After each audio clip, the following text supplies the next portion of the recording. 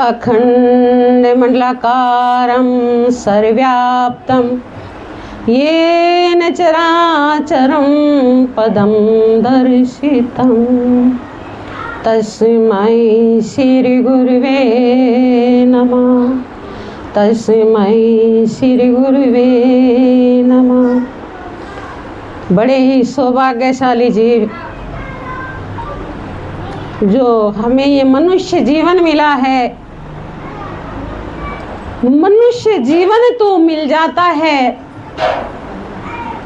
अगर गुरु का संग मिल जाए, गुरु के द्वारा दी गई जो युक्तियां हैं, जो गुरु की वाणी है जिसको हम सत्संग कहते हैं, अगर वो जीवन में हमें प्राप्त हो जाए तो ये जीवन हमारा धन्य हो जाता है। क्योंकि हमारे महापुरुष, हमारे सद्ग्रंथ हमें यही समझाते हैं कि सबसे पहले हमें अपनी कृपा करनी चाहिए। अगर हमारी कृपा नहीं होगी तो हम सत्संग में कैसे जाएंगे? तो पहले तो अपनी कृपा होनी चाहिए या नहीं? होनी चाहिए ना। हमारे अंदर ये विचार आने चाहिए, लगन होनी चाहिए कि हमें सत्संग में जाना है, संतों की शरण में बैठना है, और हमें अपने जो जीवन है, जिसके लक्ष्य के लिए हम यहाँ आए हैं, उस लक्ष्य को बनाना है। तो उसके लिए सबसे पहले स्वयं की कृपा, जो दूसरी कृपा है गुरु कृपा, तीसरी कृपा शास्त्र कृपा, और चौथी कृपा तो ईश्वरीय कृपा हो ही जाती है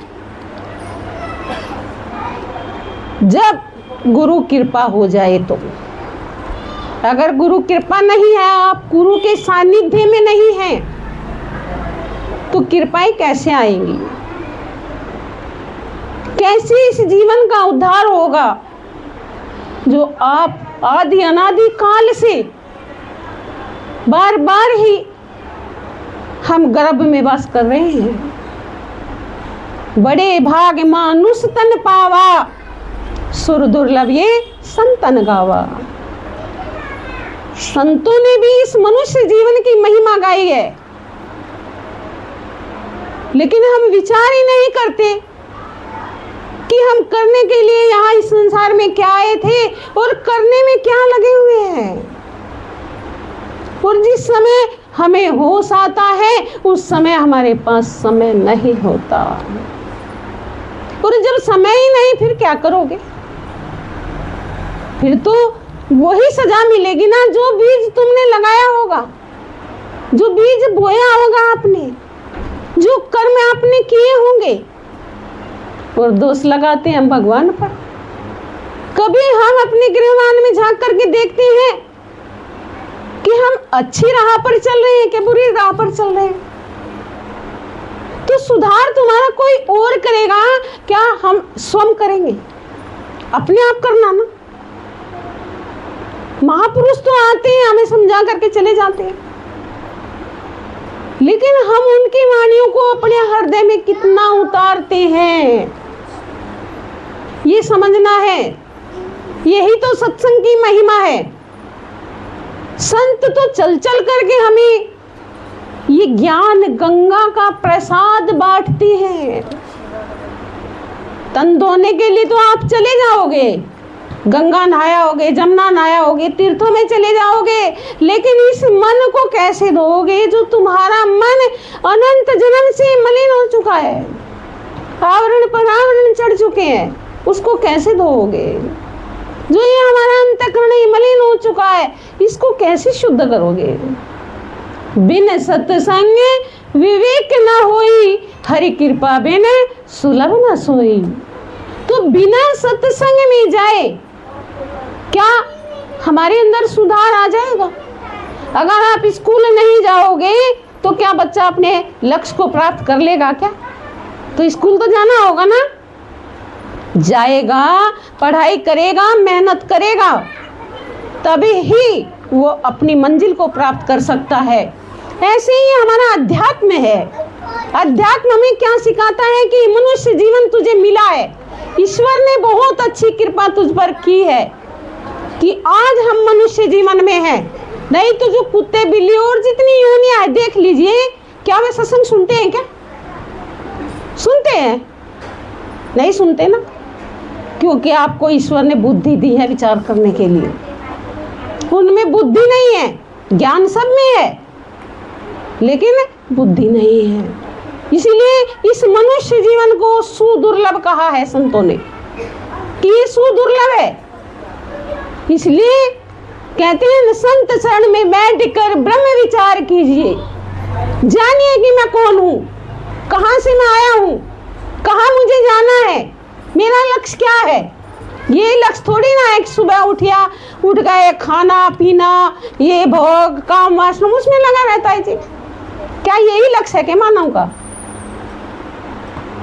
अगर इसी लक्ष्य से मुक्ति के साधन बन जाते तो संतों को जाकर के वनखंडों में ना बैठना पड़ता, गुफाओं में ना बैठना पड़ता।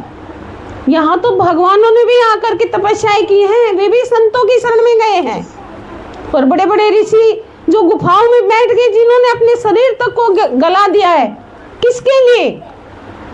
उस परमात्म तत्व को प्राप्त करने के लिए कि मेरा जो स्वरूप है, जो मेरी पहचान है, वो क्या है। यही हमारी पहचान नहीं है कि मैं शरीर, ये मेरा शरीर है, ये मेरा नाम है, ये मेरा पता है, या ये मेरे संबंधी है, ये मेरा परिवार है। क्या आपकी यही पहचान है क्या? अगर यही पहचान है तो इससे पहले भी आप जो है जन्म दर परिवार बनाते आए हैं, शरीर धारण करते आए हैं, नाम रूप का पर्दा बांध करके आए हैं, और आगे भी यही होगा। लेकिन हम समझ नहीं करते, संतों की वाणियों पर विचार नहीं करते कि किसके लिए हमें ये जीवन मिला है।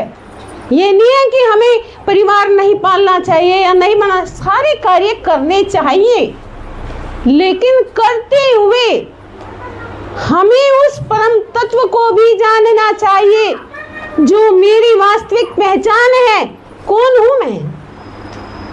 बताओ, अगर किसी को पता हो हाथ खड़ा करो कि मैं कौन हूं, क्या है मेरी पहचान। और जब तक तुम्हें स्वयं का ही ज्ञान नहीं है तो तुम इस संसार रूपी भवसागर से कैसे तर जाओगे। चाहे कितने भी संतों की शरण में आप बैठ लीजिए, चाहे कितना भी नाम जप कर लीजिए, लेकिन जब तक हमें स्वयं की खोज बताने वाले महापुरुष नहीं मिलेंगे कि मेरी पहचान क्या है। अरे तुम ये नहीं हो जिसको तुम अपना माने बैठे हो, और जो तुम हो उसको तुम जानते नहीं हो। इसलिए मनुष्य जीवन का जो लक्ष्य है उसकी हमें पहचान करनी है। इसी देह में रहते हुए हमें जानना है कि मेरा स्वरूप क्या है। मैं वही सत्य स्वरूप आत्मा हूँ, ये शरीर मैं नहीं हूँ, ना ही मैं मन बुद्धि इंद्रियों का विषय हूँ, लेकिन मैं यहाँ जीव बन करके बंधा पड़ा हुआ हूँ, और बार बार गर्भ में मेरा आवागमन बना हुआ है।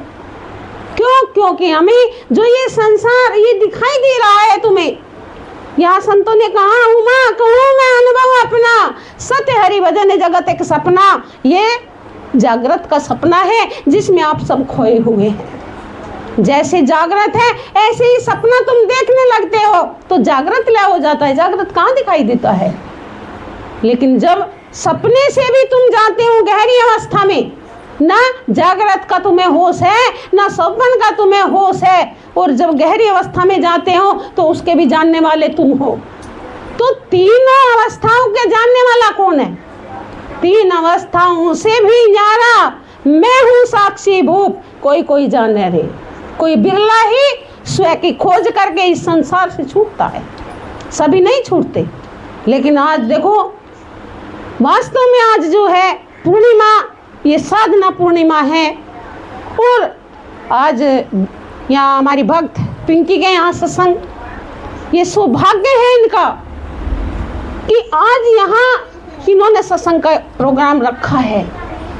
संत कहाँ जाते, संत तो बुलाई से भी नहीं आते किसी के घर।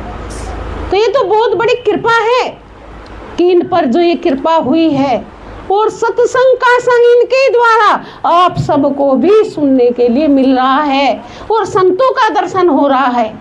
अभी बता रही थी मीरा जी कि ये मलमास कितना पवित्र है। स्वामी जी भी बता रहे थे इस विषय में कि इस मलमास में जितना हमें अपना दान पुण्य भक्ति जो भी इस शरीर से जो भी सेवा हो जाए वो करना चाहिए।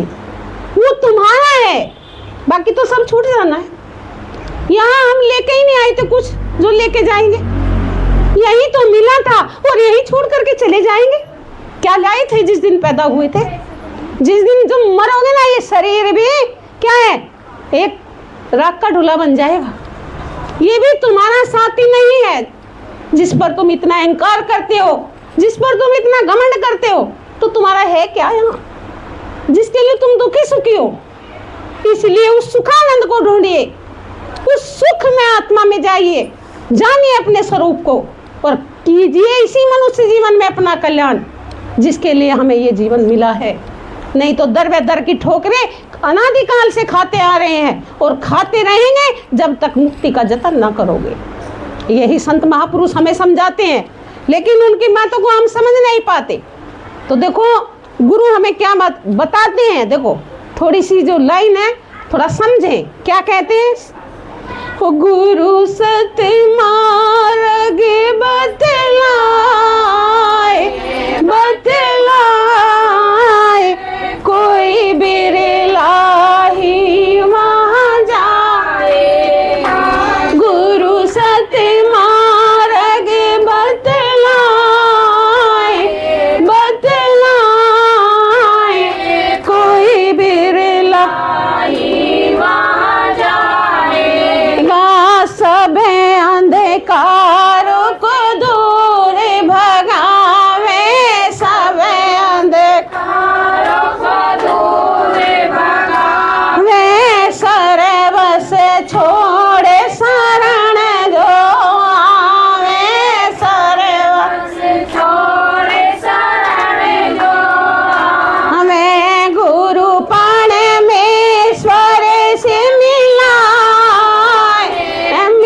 मिलाए, कोई बिरला जाएगा। गुरु परमेश्वर से मिलाए मिलाए, कोई बिरला जाएगा। गुरु सत मार्ग दर्शाए दर्शाए, कोई बिरला जाएगा। ना कोई शौक रोग ग्रस्त है, ना कोई शौक रोग ग्रस्त है, सारी दुविधा पल में हरते हैं, सारी दुविधा पल में हरते हैं। गुरु अंतर ज्योत जगाए, कोई बिरला ही जाएगा। गुरु अंतर ज्योत जगाए जगाए, कोई बिरला ही वहाँ जाएगा। गुरु सत मार्ग दर्शाए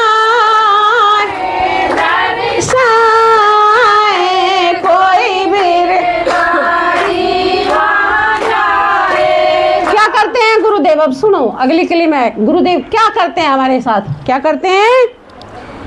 कोट जन्म किरे मेले उतारी, कोट जन्म की मेले उतारी, किरे पदष्टि सब काज संवारी, किरे पदष्टि सब काज